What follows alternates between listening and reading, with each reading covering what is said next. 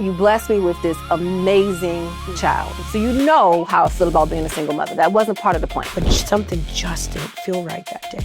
There was something that just felt off about my connection with my person. She said, Mom, your marriage was so magical. Dad was such a great dad. You're not gonna find that. And I have to stop them and say, wait a minute.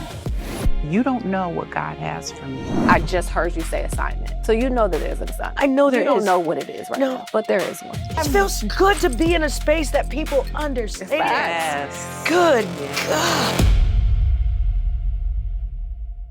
The Young Foundation and Memories on Waybury are only in existence because of the crisis. We are here today to shoot the Widows' Tea.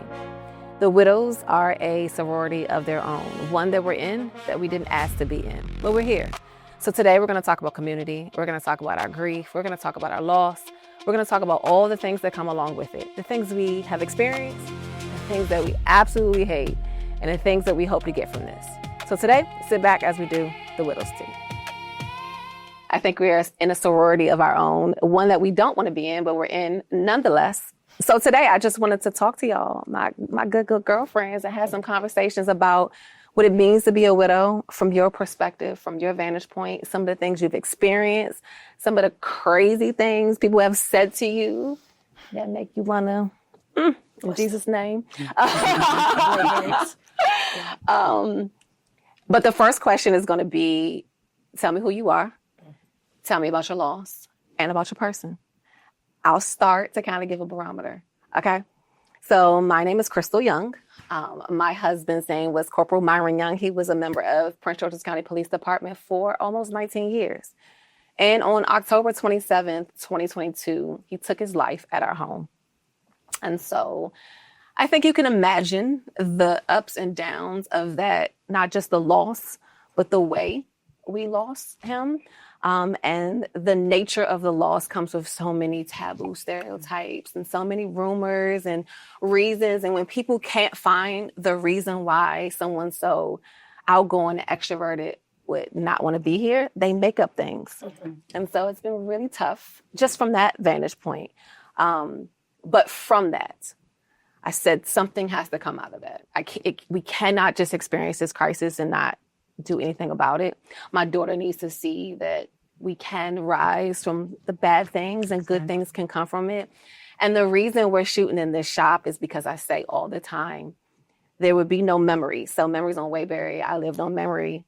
Synovia lived on Waybury. There would be no memory. Maybe it's a Waybury. She may have done it without me, but this wouldn't have been part of my journey had that not happened. This foundation wouldn't be part of my journey if that hadn't happened. So crisis, but we're going to find some blessings to come out of that. All right. Who want to go next? I'll go next. Okay. My name is Christiana Floyd. My husband's name was Donnell Floyd Jr. He passed away September 10th in a motorcycle accident. An 84-year-old man was making a left-hand turn in an intersection, and he was on his way as a pallbearer from a close friend of ours who had passed away 2 weeks before him, on his way to his repass, and he impacted the side of the vehicle and died instantly. I was at work and I was supposed to meet him at the repass, and instead I met him at the hospital. I am the mother of 3 children. I have, at the time, my oldest son was 17 in his senior year of high school. My middle son was in 8th grade and he was 14. And our daughter was 4 years old. So as you can imagine, I had to make a phone call to my oldest boys, FaceTime, because they weren't with me, and tell them that their bonus father had passed away. And it took me, he passed September 10th. I did not tell my daughter until October 2nd. Because how do you explain to a 4-year-old that her father's not coming home? So I took a book. One of my friends blessed me with 2 books. One was Something Bad Happened, and it explains in meeting her where she is, on her level, what death is. And the other one was The Invisible String, which kind of correlated how you stay in touch with somebody that's far away. And so every once in a while she'll be sad and she'll say, "Mommy, my invisible string," and we'll tug on it and we'll air hug ourselves. So same with you. There has to be some type of purpose in finding the person that loved you unapologetically, loved you unfiltered, loved you raw, and saw who you are and built a life and planned a life together. What purpose is there to assign someone to your life if you're just going to take them? And what did a 4-year-old girl do to deserve her father not to be in her life for the rest of her life? How do you justify that? Also, my tribe for 120 days, stayed by my side from the day that I was at that hospital because he was part of the motorcycle community. He's one of the best riders, which also doesn't make sense to a lot of people that he was the best rider. And his name was Torch in the community. For him to pass the way he did, because it wasn't on 95, him cooking, it was on a main road. So I created the Still Torch YG Foundation, and the premise of it is to garner that same support that I received, that you hear a lot of spouses in the motorcycle community not receive, and to have the community stay within the children's lives and be mentors to those young men that no longer have that male support in the home. And for the women to also step in to help out, because I have this little girl that is all girl, polar opposite of her mother, who wants to do ballet and wants to do dance and all the things that I had a partner there to take care of those things that's no longer here. I was full steam ahead right after he passed, compartmentalizing everything. And then I hit a brick wall and I said, you know what, I can't be all, do all. So I've set that down for a little while. But it's funny that we found, the space, because I've now rejuvenated myself and I can come back and get that started. We're going to talk about that some more. Okay. Well, good afternoon, and thank you, Crystal, for inviting me to be part of this platform. My name is Diane Williams, and my husband's name was Kenneth Williams. We were married for 35 years. My husband died suddenly, unexpectedly. He had something called cardiomyopathy, where it affects your heart and it doesn't pump the blood to your heart, and you can just have a massive heart attack. And we had just had lunch that afternoon, and he went to the metro to pick up my daughter from the metro station. And we had some visitors in town, some longtime friends from California. It was the weekend of the opening of the African American History Museum. So we were entertaining friends, and when he picked up my daughter from the metro, she was joking with him and said, "Dad," she says, "you only have 10 miles to empty. Go and get some gas because I don't want to be late for work in the morning." And so when she rang the doorbell, I answered the door, and she told me she had a very happy smile on her face, and she had been in a dark space for a while. So when I saw her come in happy, I said, "Well, this is great, progress." And our friends were waiting. We were waiting at the house. He went to get the gas, and it was taking him forever. And so my girlfriend mentioned to me, she said, Ken, he's probably just talking to somebody, I said, but he's at Costco. You have to keep the line moving, And so the next thing I know is I get a call from the police, and the police had found him unresponsive in his vehicle. And all that they could tell me was that they were transporting him to the hospital, and I'm screaming, I'm fanatic, where are you? And they said, "Ma'am, I can't tell you, we're transporting him." But when I came out of my development and I went to Campus Way and I looked to my right, I saw his vehicle and I started screaming. I said, "That's him, that's him." And the police told me, "I'm sorry, I can't let you, in the ambulance." They, have tried to resuscitate him 3 times, and, they just needed to transport him. So finally he was pronounced at the hospital. At that time, my daughter was living with me, and her 3-year-old daughter had just turned 4 maybe a week or so before he passed.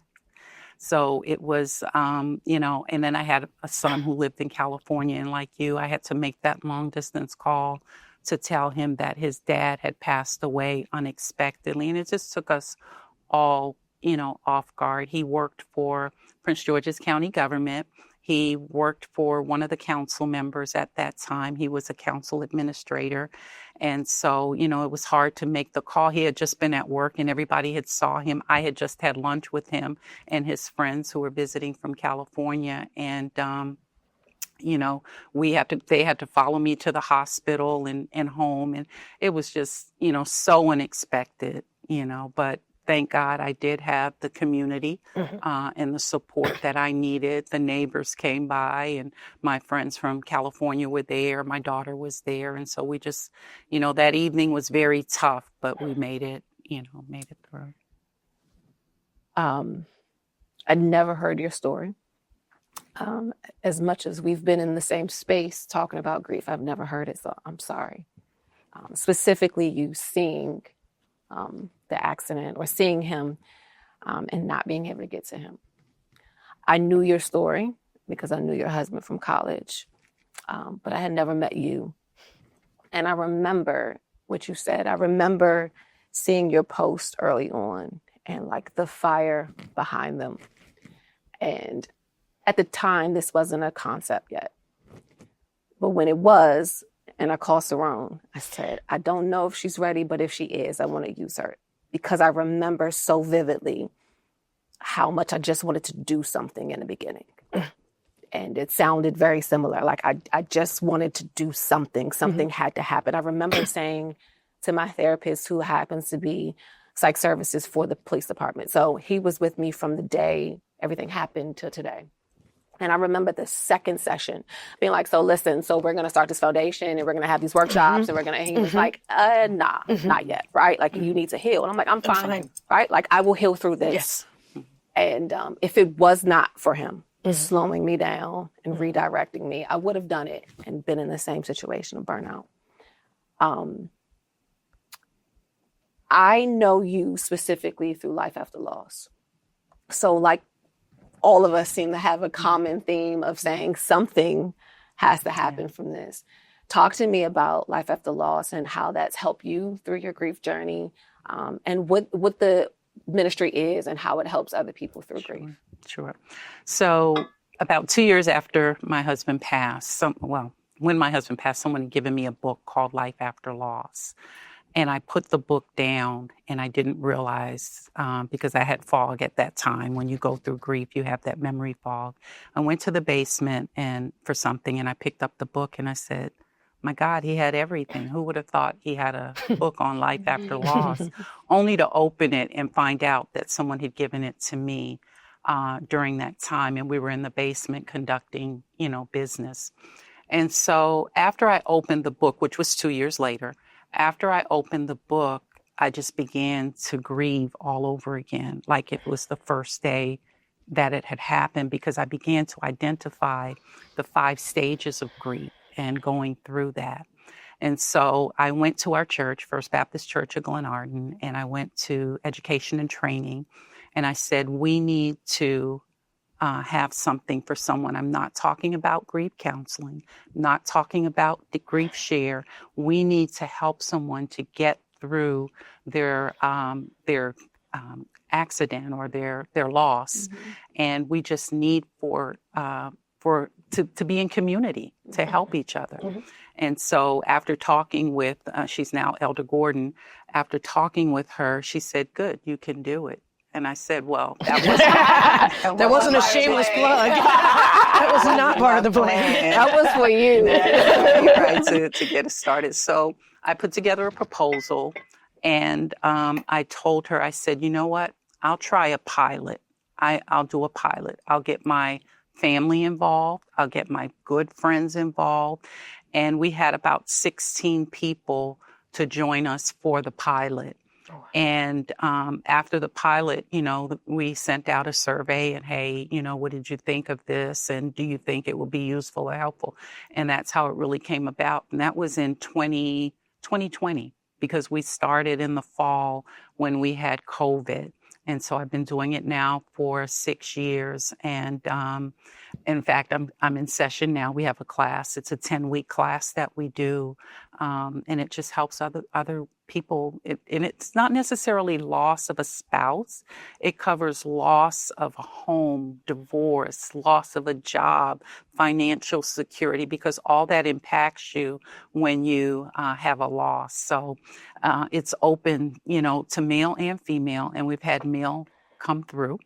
And, they grieve just like we grieve. If not worse. Sometimes, their pride gets in the way and they don't, want to come forth. But right now, I have a male in the class. The Lord has blessed me with every one of my classes to have at least one male in the class and to stick in it. Well, sign me up. I'd love to do it. Oh, okay. I'd love to be a part of that. Excellent. I've come for their commencement 3 times now. And just, I don't know the individuals other than that 2 hours that I'm there. And to hear their stories. You had a young lady who lost her brother to suicide, and she was really having a hard time with it because it's such a taboo thing. It's like a post-traumatic stress that people don't acknowledge. And I didn't know that at the time. I just came and told my story, and it was such a connection, and it was the community that she needed, that I need. Like, we always need, and we don't know that. And so I want to kind of segue into that. So one of the things you said why you started the foundation was very similar to me. Our church, I say it consistently, was extremely hands-on. Like, I didn't do anything. When I say I didn't plan a funeral, I didn't plan a funeral. My friends, the church, I didn't do anything. I showed up in a pretty dress and I love that for you. blue heel, and that was it. Exactly. Yeah. But I know factually that everybody doesn't have that same experience. I did not have to meet any financial needs because of the police department and the church. Literally, people just showed up. And I know that may be a third of who I am, but it was 100% because of who he was. And it was also because of how long he served at our church, how long he was on the police department. It was the relationships and the connections that he made. He was a student resource officer at Croston, so it was the school. Literally, everybody just came beside me. And I remember, like you talk about the motorcycle community, I have 3 really good friends that from the moment it happened to today, right? One that's at this table. Anytime I call, they're there. So talk to me about your community and how they've shown up for you, and they rode for you literally. Because Floyd was, and I second that, I'm not a rider, but just knowing the community, Floyd was the best rider. That's not you sizing him up. That's what it was, right? Yeah. And then his father being in like a go-go community, like you were on a stage because of who he was. So talk about the community and how they showed up for you. I didn't think that would be something that would trigger me. And not negatively, in a beautiful way.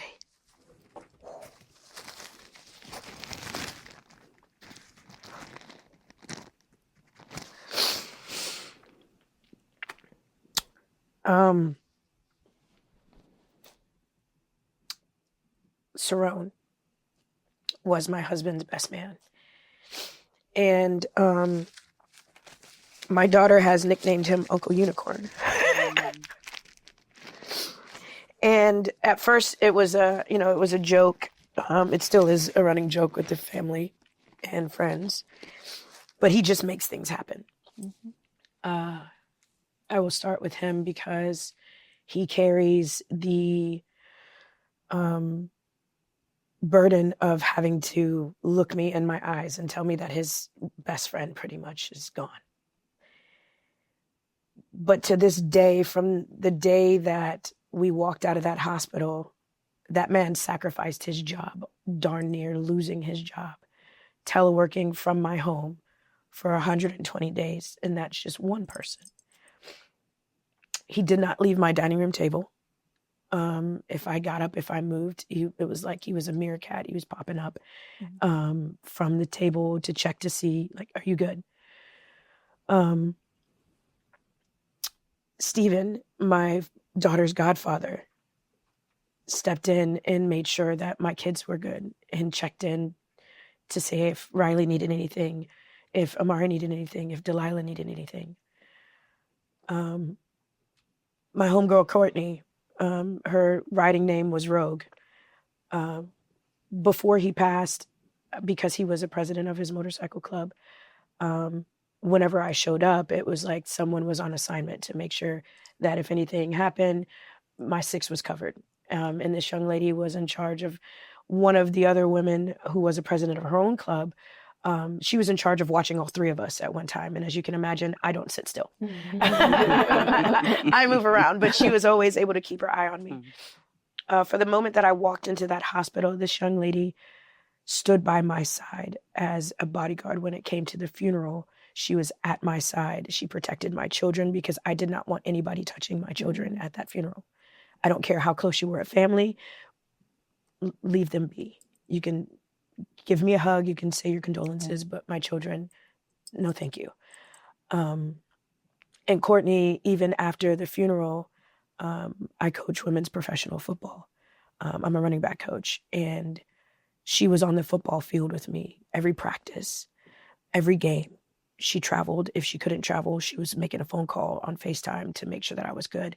we would have practices at Deanwood on Tuesdays and Thursday nights, and motorcycles would ride by the field. And I would have to put my hands over my ears because the sound of a motorcycle, the only thing I could think of is I didn't want to hear someone hit a vehicle.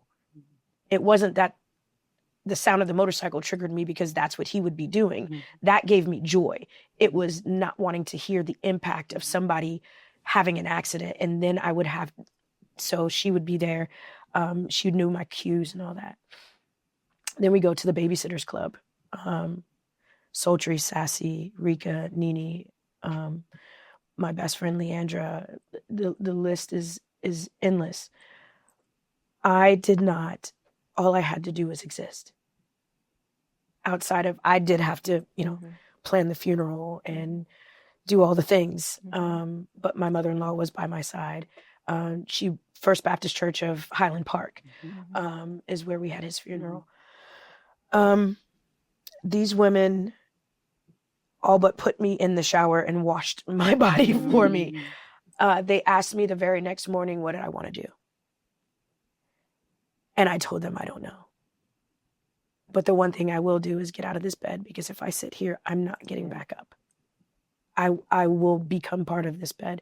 So I got up, and if all I did was brush my teeth, wash my behind, got dressed, and went downstairs, that was enough for me.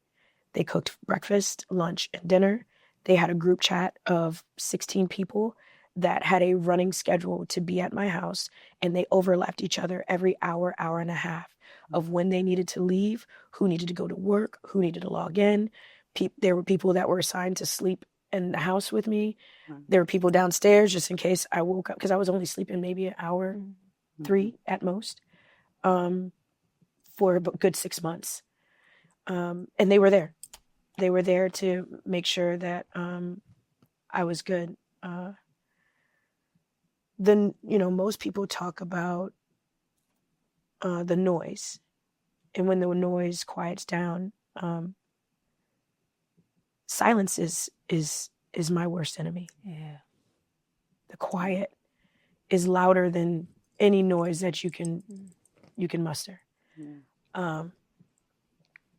So for me, I needed it. I needed my house to be loud. I needed my house to be full of people. The music going, because we bought our house in 2020. We had happy hour during COVID every other Wednesday in our basement. As long as everybody tested positive or negative, positive. That was not right. As long as everybody tested negative, because it was a safe space to be. Mm-hmm. We had children, they had children. Mm-hmm. We had a community, and so the noise was very comforting, and everybody took care of me. They wouldn't let me drive. They hid my keys from me. I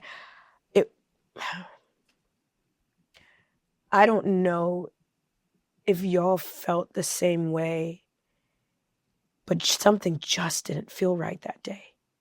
Oh, yeah. There For was sure. something that just felt off about my connection with my person.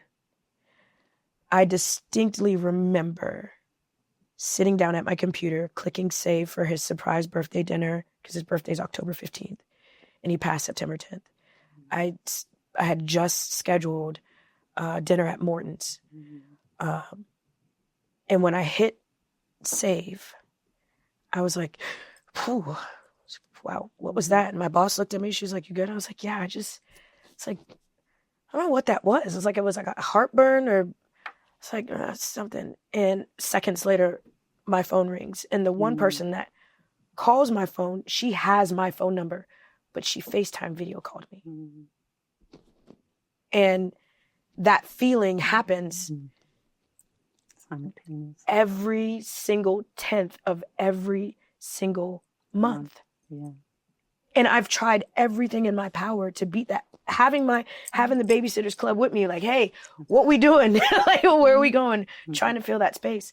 To this day, those same women, we went on a trip to Mexico. We took a girls' trip to Mexico at the end of the summer because I had to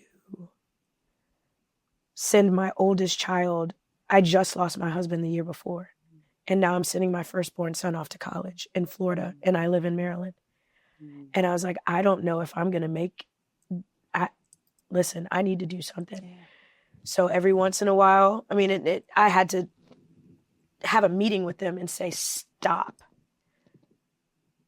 Y'all need to heal from your grief. You lost him just like I did. Yes, in the grand scheme of things, is my grief bigger than yours? Absolutely, because that was my husband. That was my life partner. That is my best friend. But that doesn't take the gravity of grief that you're also going through while you're focused on me. Mm-hmm. And if I need y'all to be here for me well beyond this first year. So go back, do what you need to do. Y'all can come over. They're like, we coming over to the big house. They got overnight. I have 3 overnight bags in my closet. They ready. So they just show up and they can just stay ready. Stay the night. Mm-hmm. They haven't left me at all. And I know that I'm in this sorority that we're part of. I know, just like you, not everybody gets that. No, I don't. Which is why the foundation is important, to continue to have your community surround you, because you're already wearing this invisible scarlet letter W. Right. And you watching the world happen around you, and in your friends, even my tribe, argue, talk about their relationships, and you're like, in the grand scheme. It's so funny you say that. I was just saying the other day that I feel like my friends who used to talk to me about like their marriages and things when I was in it don't anymore. And I'm like, y'all don't gotta do that. Like, you talk to me normal. Like, you don't have to like shield me. I think that was the biggest thing for me, was this like putting me in a bubble. Yes. And I had to finally be like, I'm not contagious. I'm not a porcelain doll. Like, you do not have to put me in the bubble. Mm-hmm. And I think we're all vocal enough. I know that I am, that when I don't like something, or I need something, or I need you to pull back, I will say it. Mm-hmm. So like, don't treat me any differently. That really grinded my gears. Mm-hmm. But I also know that from their vantage point, they were doing what they thought was best for me. We going back to knowing that other wives were not getting that level of support. Were not, even when, so Young Foundation is specifically for first responders and their families, knowing that the first responder that's only been on the fire department for a year is not getting the same level of support that I got from almost 19 years, right? They haven't built the relationships yet, and that's just what it is. And so we were kind of doing the same thing, coming along beside them to give them the same support that we received, and the love that you're getting from your class and all of that. Like, there's a lot of people who would love to take your class that may not even know that that's, or the ministry not know that that was something. And you also talked about silence. I remember, like, I bowl and I work out and I do a lot of things, and It was the opposite for me. When I said I was going bowling every day at 10 o'clock, everybody was like, oh, I'll come. And I had to be like, no. The bowling is my thing. Mm-hmm. All right. I don't want anybody to join me at the bowling alley. Right. And that's not personal. That's just kind of where I am. I'm also super competitive. So if I'm losing, I don't want you to see that either. Right. So you know, stay home. Right? Let me enjoy my shame by myself. Well, even the gym, I remember people like, why are you going back to the gym so fast? It's like, because if I don't go to the gym, the person that I am throughout the day is not pleasant. So you need 5 a.m. Crystal, because 5 p.m. Crystal is not as nice, right? So it's funny that you say that and that we share that experience. Talk to me about, you talked about having your community there with you, but then when they all went back to their lives, what did that look like for you? Very lonely. Very lonely. Because even with my children, like I said, my daughter, she had at that time a four-year-old that she was caring for, though she was in the same house. It was just very lonely because I knew she had responsibilities and I was in that bed for at least 6 months. I did have a friend that would come over and talk to me. But again, I'd been married for 35 years. I got married at 21 years old. And he was my everything. He was my friend. Sometimes he acted like he was my dad, you know. Sometimes he acted like the child, you know. Sometimes he was what he was, my husband and my lover, all of that, you know.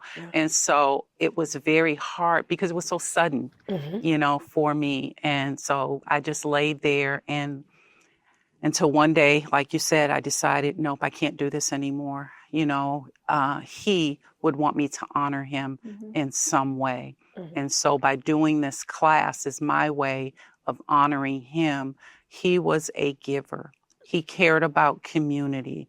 We moved here from Las Vegas. And the reason we moved here is because he was a political appointment in the Clinton administration. He was one of the deputy secretaries for HUD. So he really cared about his community. He cared about getting people housing, especially first-time homeowners and that sort of thing. If he met you just sitting here like we're having tea, before you got home, you would have received a text or an email from him with some information of how you could, you know, find housing or apply for housing. So he was a giver. He loved people. He loved his family. The thing that bothers me the most to this day is that people will look at me and say, you're never going to find another Ken. My daughter called him, as you said, a unicorn. She said, Mom, your marriage was so magical. You know, she said, Dad was such a great dad. And so you're not going to find that. And I have to stop them and say, wait a minute. You don't know what God has for me. And God will give me better than what I had. I realized that I had a great husband, but God would not give me anything less than what I have. People tell me all the time, oh, you're beautiful. You're going to find a man. I'm not running and chasing them. You know, I will let God bring them to me, you know. Thank you for saying that, because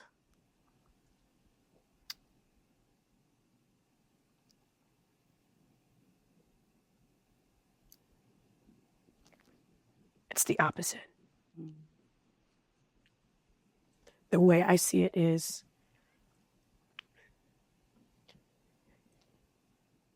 why would you bless me with something so beautiful And take it away.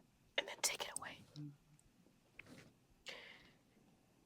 And then, if there was someone out there for me that was better than he was, why couldn't you give me them and let me live happy? Why did you take him? If there was somebody else meant for my life that was better. And what is it about my assignment in life that requires me not to enjoy that beauty? And 7 years together, we had 1 year and 3 months married. And I asked myself, would it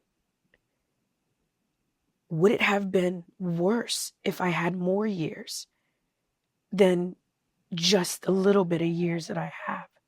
So to hear you say, and you be optimistic about it, I just know if there is someone else for me, I never want to put myself in a place to lose a love of my life.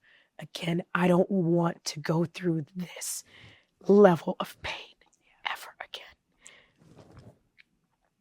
So to be optimistic about it, to think of it, to want it, I thank you for saying it, because you've had those years, and I turned 40 in July. And it's like, I marry again, and life and death is inevitable. Mm-hmm. So if I find a partner again, if I find another love, I'm gonna have to experience, and in that regard, dear God, just take me first, is how I see it. Because to bind my soul, to bind my love to someone else, and to go through this again, I don't know if I could make it a second time. The only way we can make it is through our faith. And that's really what brought me through. It was my faith.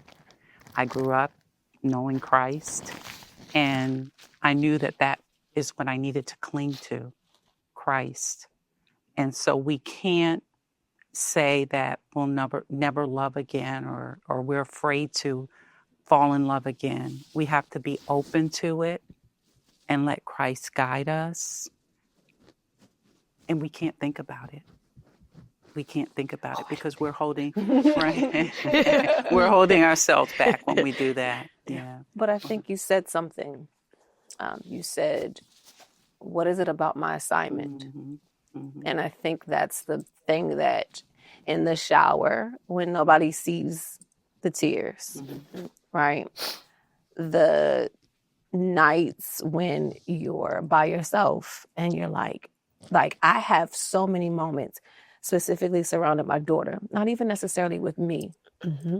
where yesterday is a perfect example. I had something to do in DC. Mm. I came and opened this store. I left. I went and did that. My truck's acting crazy on the way there. I can't worry about that. Got to figure that out on my way out. It's future me problem. But also, while I'm at that speaking engagement, my brother had to pick up my daughter because she has a doctor's appointment, but he's not her guardian. So they're FaceTiming me 100 times from the doctor's office while I'm in the middle of a speaking engagement to answer HIPAA questions for the doctor. While she's saying, Mom, I really would have liked for you to be here. And I'm like, sis, me too, right? But I can't be 6 different places at once, right? Right. Then I leave and my truck is still acting up and we got to figure out what's going to happen with that while she's at a nail appointment. So I got to figure out who's going to pick her up. So all of those things in the car, waiting on the tow truck to come, is when I'm like, God damn it, Myron. Right. I didn't sign up for this. I told you very clearly. I don't even know I would have been okay with being single with no children, right? My child has heard this already. Yeah. You blessed me with this amazing child. So you know how I feel about being a single mother. That wasn't part of the plan. You robbed that. You took that from me. And now I have to try to orchestrate 30 different things in 5 hours. And my 16-year-old just wants me to be at the doctor with her. I want to be there too, but I can't. It's in those moments in my car where I literally said, I don't know what it is about this assignment that the enemy doesn't want me to make it happen. But this truck, my child in 5 different places, all of the things that's going on, they're calling me from the store, asking me questions, all of those things is because it's something that's supposed to happen that somebody doesn't want. And so I'm going to sit in this truck in the rain, waiting on the ride and waiting on the tow truck in gratitude. Those moments may or may not get easier. They may come less, but they still come. The fact that I did not know you and I saw your assignment through the internet means there's something bigger. Yeah. And I'm not going to tell you how to feel or how to grieve because I hate when people do that. But I'm telling you that there's something bigger. You may not see it yet, but when you do, like that Oprah aha moment, you're going to be like, this was it. This was the reason. This was the reason. And Donnell's going to be proud of you like he was when he was here. You can cry, you can get angry, you can feel whatever way you want because those are going to be ebbs and flows. Yes. So the way you feel Yeah. versus this is just Yeah. the maturation of where she is versus where you are. Yeah. Doesn't make it Exactly. right or wrong. It just Exactly. is what it is. Exactly. And so I wanted to share that because there are moments like the majority of the time I'm fine. Mm-hmm. It's literally when it's something surrounding my daughter where I'm like, Mhm. this wasn't part of the plan. Right. You left me here. You with left this. me here. I told him I had my freedom. I had to call it my freedom paper. So when you met me, the boys were 7 and 9. So they were at the age, my brother was living with me at the time. They were at the age I could be like, hey guys, pizza's on the way. Right. Hey bro, the boys is upstairs. Right. Make sure they eat, shower, and get in the bed. Mhm. And I could be out. Yeah. And this man comes along. And I'm like, hey, look, sir, the way my life is set up, I don't need a reset button because I don't want to be a single parent. Same conversation. I don't want to be a single parent again. And funny, weird, not funny, haha. Maybe funny, haha. My mother was standing with me at the viewing the day before. And they were like, take your time, what have you. And I remember my mother standing here and my middle son was next to me. And I looked down in the casket. No, my oldest. I looked down in the casket and I had taken my wedding band off my ring finger and I had slid it on his pinky. And I said, I leaned in real close. I said, do you realize you left me with a toddler? A toddler. A girly toddler Yeah, right there. I'm gonna need you to Right. stop playing. I'm gonna right. need you to, and my mom is sitting, she's like, Christine, I'm like, what? I'm giving my last plea for this to be a cruel joke. Because Right. he left me with a toddler Yeah. that likes pink a lot. She's gonna lose her mind when I come home with this. Right. But the same sentiment. Yeah. Yes, I had my boys young. Mm. Cool. But now I'm that mom that's 40 taking her first grader to school while the other 40-year-old mamas are in the Bahamas. Exactly. But yeah, that's, Yeah. you know. So I just heard you say assignment. Like Yeah. you said it, right? Yeah. So you know that there's an assignment. I know there You don't is. know what it is right No. now. But there is one. Yeah. And all things work Yeah. together the way they're supposed to. And I believe the assignments come just to strengthen us. Yeah. You may have been strong before then, but it is something that you'll look back on and say, I did it. I made it through. I've not always been, like Crystal said, I'm 10 years in. September 22nd will be 10 years. And so I'm at a point now where I've accepted it. And that's one of the stages of grief. You have to accept it, and able to move forward. So I've accepted it, but in accepting it, I want to put purpose behind it. I want to make him proud. I want to say, I was shy. I would have never done this 10 years ago. No, you're kidding me? And I worked in television. I'm like, yeah, no, I'm not doing it. But really, I have grown. I can see the growth and development in myself. I could see when I put in that proposal to do this class, that wasn't me.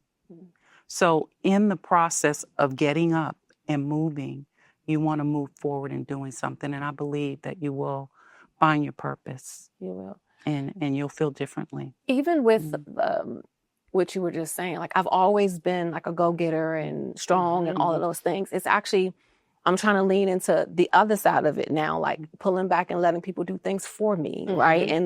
And not in a selfish way, because I that's not who I am, but in a like, okay, maybe this season in my life, I'm supposed to look differently than I looked for 43 years. Yes. Right. So maybe there's more to it. I think you're still going to be a football coach. I'm still going to be a trainer. We still going to do all the things. Let's go run a lap when we out of here. Right. Absolutely. Like we're still going to be those people, but I see some parts of me that I don't know if I've ever seen before that are emerging, and it's coming out of this. Exactly. When you listen to people's stories And right, it softens you in a way. Because like you said, with your friends, when they're going through things with their boyfriends, you like, girl, right? But like it softens you in a way that you have a different lens. Correct. You see life Yeah. through a completely different lens. My Exactly. friend's mom just passed, and he said, I'm changing, and I don't really know what that means, right? Like I see something different in me, and she just passed maybe a week or so ago. Funeral's next week, so it has not even happened yet. And I said, and you're going to change so many more times. Forever, right? And he's like, well, how have you changed? I said, one of the things is, and I actually probably, my God, 20 years ago, Charles said this to me. He said, you care a lot about what people think about you. And at the time, I was like, Yeah, right. who are you talking to? Well, you don't know me. But as I have matured, I'm like, I do. And it's from I do things well. So even that, right? I finish what I start. I jump out there and do widow's teas, you know what I mean? So I want people to acknowledge and accept the things that I do. But I said, now I'm like, I'm going to do it because it's purpose, and I don't really care if you like it or not. Yeah. Right? Like, I don't really care. The last shoot we just did, I had sang for the first time in 100 years, right? And when I tell you that posted it and walked away, I literally didn't care who said what, who viewed it. And I'm like, that ain't me, right? But that came from the assignment. The assignment is saying, we're saving lives. None of that matters. And so like, and I also am, like I said, a lot more, I don't like that. And I like this. And we should do it like this. And if we can't, then I'll walk away. Yeah. You know what I mean? That's not who I was. More unapologetic. Correct. Because life truly is short. I think we know that more than anyone. Like life is absolutely short, and I don't have time to waste time on things I don't want to do. Facts. Absolutely. Period. With that, athletes, you're a trainer, I'm a football coach. And the one thing that really irritates my soul is, why are you always in the gym? And like you said, 5 a.m. you want that. You want want that. that. You do. But for me, that's my that is Go-to. therapy for me. I can tell myself I want my back to be more dense, and I know exactly what I need to do to make my back more dense. I know exactly what I need to do to make my arms bigger. I know exactly what I need to do, and it's 1,000%. Because when I look at myself, I want to say, "Dang, girl, you got some." You know, You strong or whatever. It's taking just a little bit, but also in that space, it's where I first learned to challenge myself beyond what I thought I was capable of doing, and the more I'm consistent with doing what I thought was impossible, if you would have, 2016 me was chef's kiss, top notch before I started playing football and before I became a running back. I was in the gym, played for 8 years, had a baby, do all that. So body changed. So I've had to learn, even through grief, how to restructure my body to fit my age that I'm at now. The chemical makeup's changed. Everything sticks. Tell me about it. Right. The muscle, Girl, no. love. Everything else is and everywhere. So to your point, my gym time, because I need to burn out whatever else energy that I have left to prepare for the toddler to go to bed. I go to the gym 8 p.m. 4 days out of the week because I have to coach one of those days. And that is I don't have no children. Yep. I don't have to think. Right. I'm right here in that moment, unapologetic. I am going to show up. And my boss told me this.